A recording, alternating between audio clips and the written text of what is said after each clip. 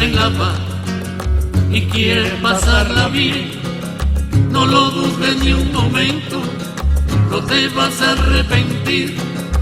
Llégate al Floridita, tómate un daiquiri y sabrás por qué lo piden desde Europa hasta Pekín. Qué rico está, qué sabroso mi trago de daiquiri, qué bien me siento en el Floridita cuando me tomo mi daiquiri. Qué rico está, qué sabroso mi trago de daiquiri, disfrutarás de lo lindo, te sentirás como un rey, sentado en el mismo sitio donde un día Hemingway, saboreando lo exquisito del ambiente que hay aquí, declaraba al Floridita la cuna del daiquiri.